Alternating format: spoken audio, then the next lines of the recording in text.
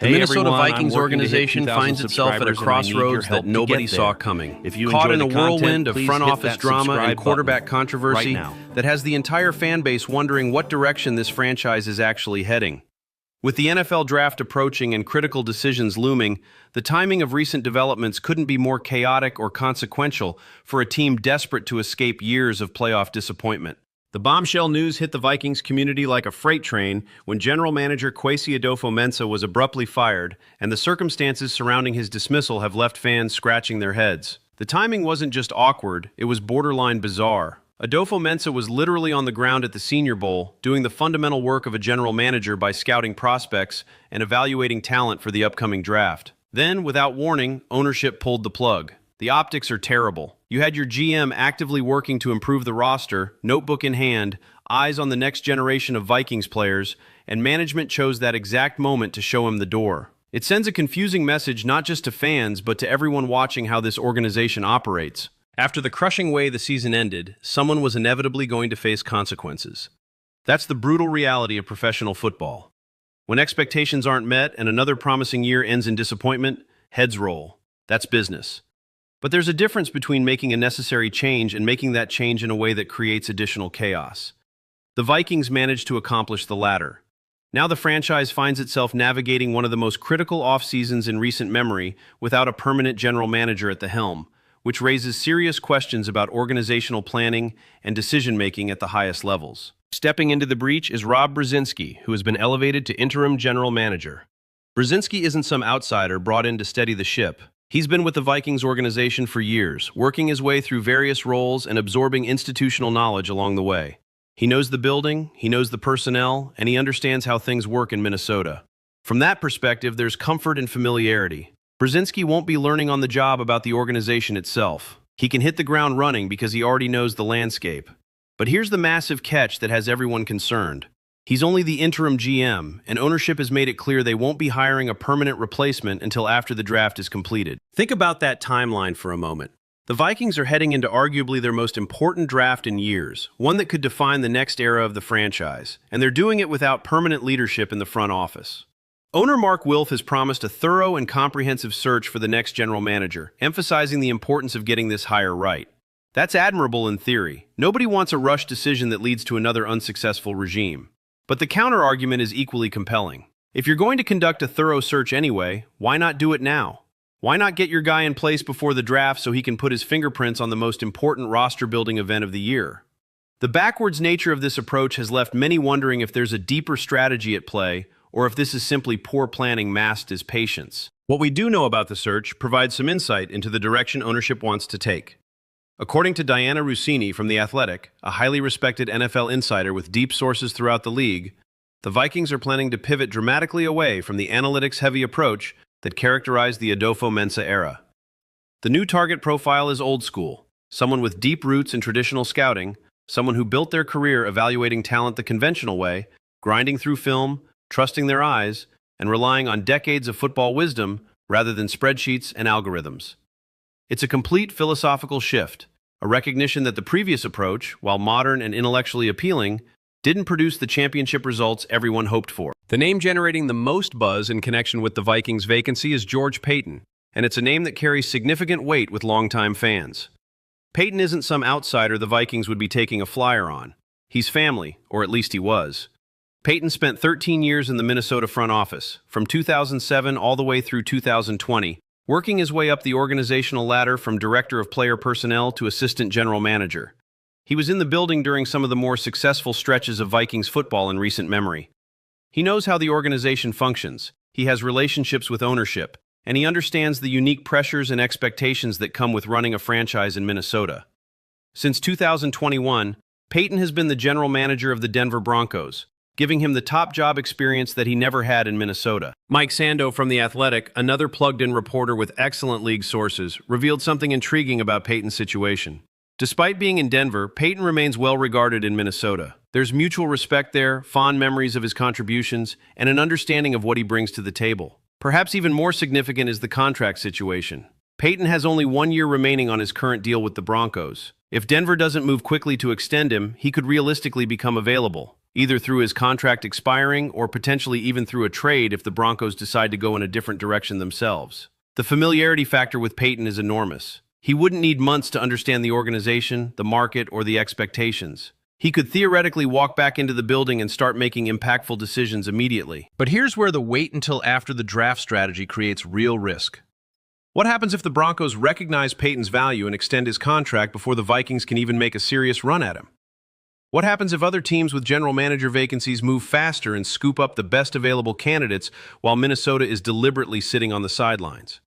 Who becomes Plan B or Plan C if the preferred targets are no longer available by the time the Vikings are ready to actually hire someone? These aren't hypothetical concerns. The NFL moves fast and opportunities close quickly.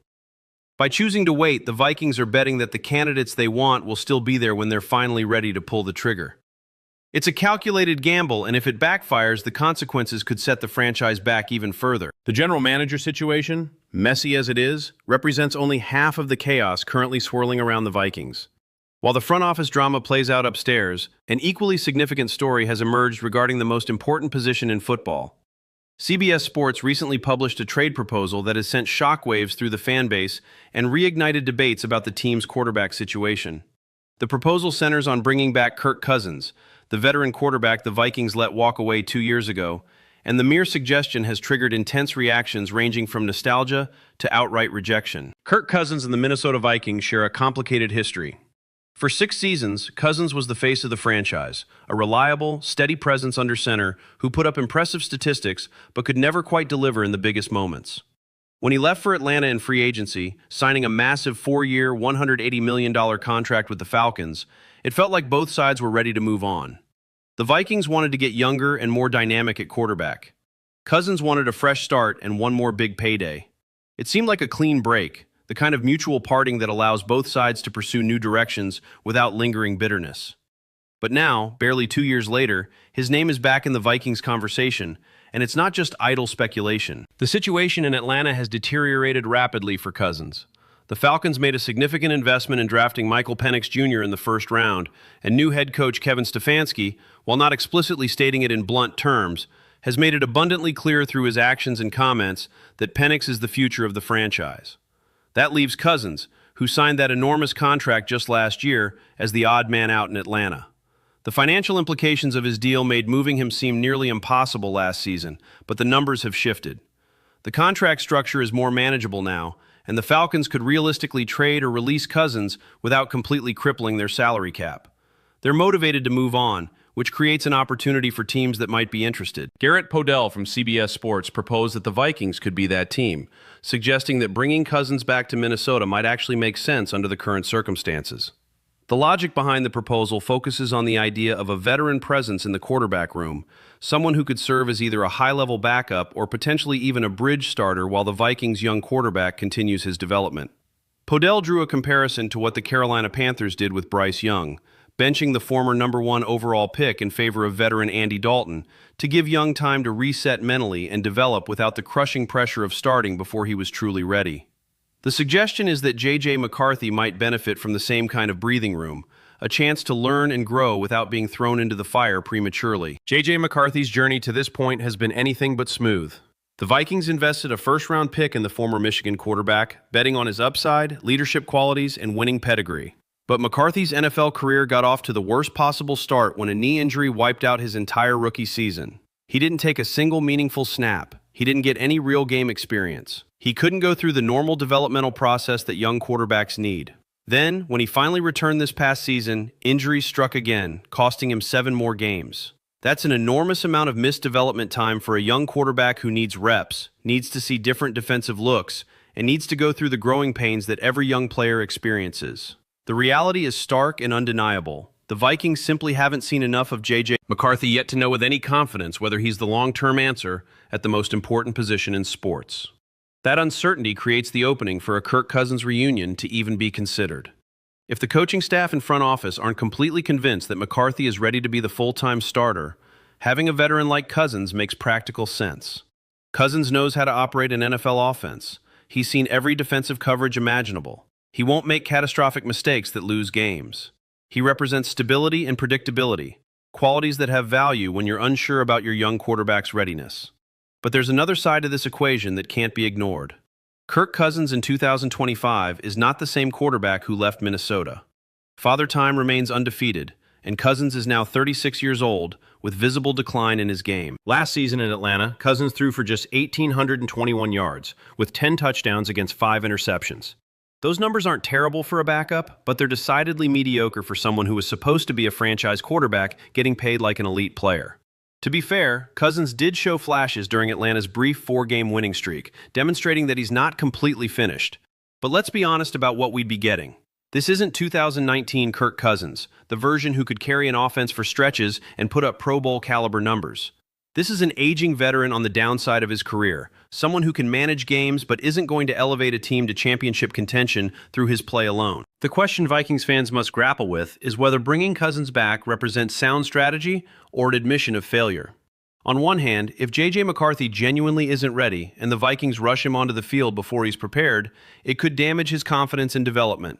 Having a veteran bridge makes sense in that context. Cousins knows a version of the offensive system, even if coordinator changes mean it won't be identical to what he ran before. He has a relationship with some of the players. He understands the market and the pressures that come with playing quarterback in Minnesota.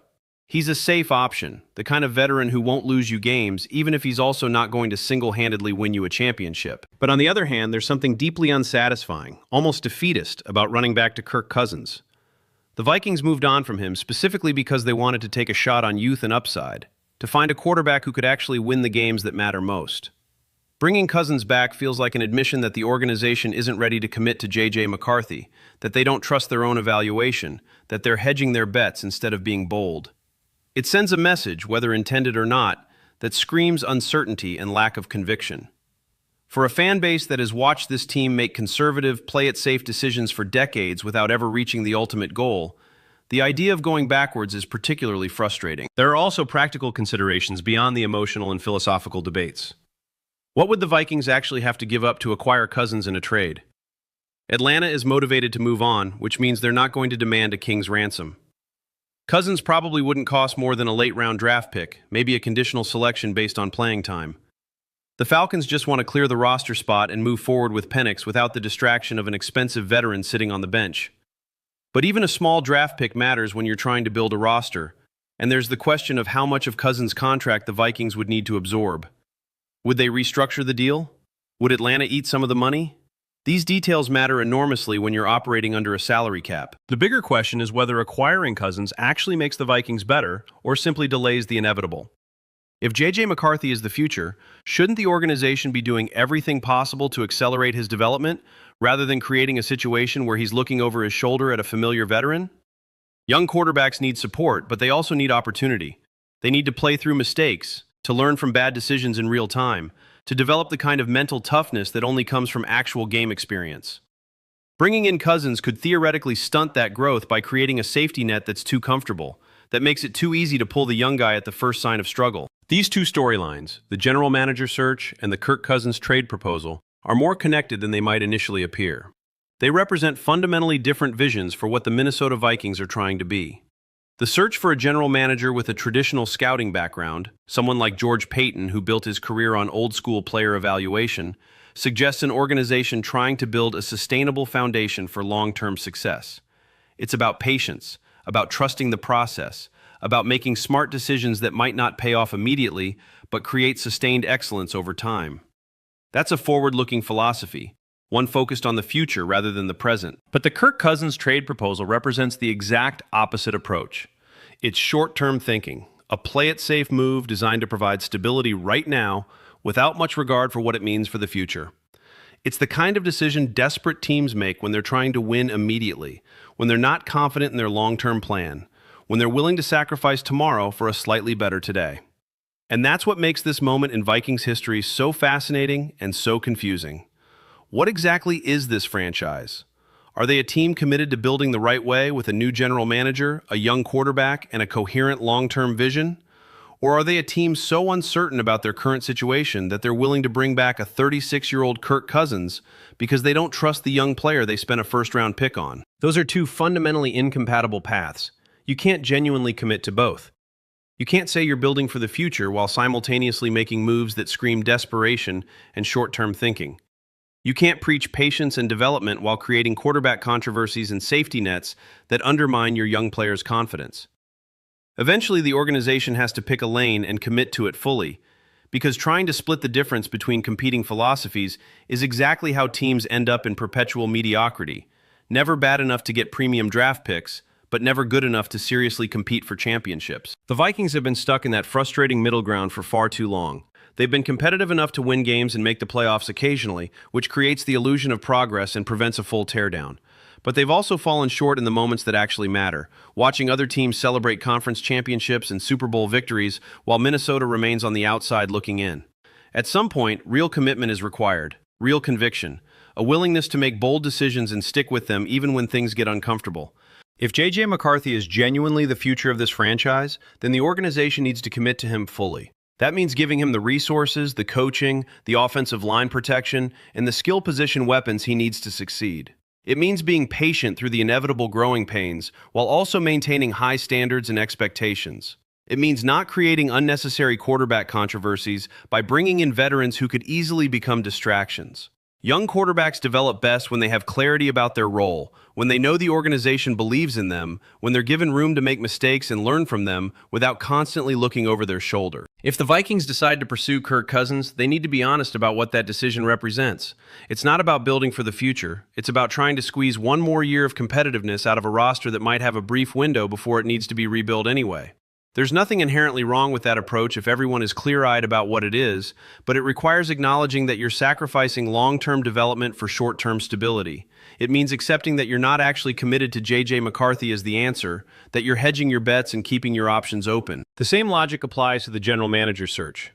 If the Vikings are serious about finding someone with a traditional scouting background who can build a sustainable winner the right way, then commit to that process. Don't wait until after the draft and risk losing your top candidates. Don't let other teams move faster and snatch up the best available talent evaluators. Make the hire now, give your new general manager time to put his fingerprints on the draft, and build continuity between the front office and the roster construction philosophy. Anything less than full commitment creates the kind of organizational dysfunction that holds franchises back. Minnesota Vikings fans have endured decades of frustration, watching talented rosters fall short in heartbreaking fashion time and time again. They've seen regime after regime promise a brighter future, only to deliver more of the same disappointing results. They've experienced the agony of missed field goals, devastating playoff losses, and championship windows that closed before a trophy ever materialized. The fan base deserves better than half measures and indecisive leadership. They deserve an organization that knows what it wants to be and pursues that vision with complete conviction, even when it's difficult, even when it requires patience, even when it means making uncomfortable decisions. The next few months will reveal what kind of organization the Vikings truly are. Will they commit to building the right way with long-term thinking and bold decisiveness? Or will they continue down the familiar path of hedging bets, playing it safe, and making moves that keep them perpetually stuck in mediocrity? The answers will come through their actions. Who they hire as general manager will tell us whether they're serious about changing their approach. What they decide about the quarterback position will reveal whether they truly believe in J.J. McCarthy or if they're already looking for insurance policies and escape routes. This is a defining moment for Minnesota Vikings football, a crossroads that will shape the direction of the franchise for years to come. The pieces are on the board, the decisions are waiting to be made, and millions of passionate fans are watching closely, hoping desperately that this time, finally, their team will get it right. So what's it going to be, Vikings fans? Are you ready to fully commit to J.J. McCarthy and trust the process of developing a young quarterback? Or do you want the familiar comfort of Kirk Cousins, knowing exactly what you'll get even if it's probably not good enough to win a championship? Do you trust the front office to find the right general manager who can build a sustained winner? Or are you worried they'll botch this hire like so many before? Drop your thoughts in the comments below. Let's have a real conversation about where this franchise is headed. And if you care about the future of this team, hit that like button and smash subscribe. We need to build a community of Vikings fans who are paying attention, Hey everyone, who are engaged, I'm working to hit and who 2,000 demand excellence subscribers, from and this I need your help organization. to get there. Together we If can you hold them enjoy the accountable content, and please hopefully, hit that finally, subscribe button see this team reach right the now. pinnacle of success we've all been dreaming about for far too long.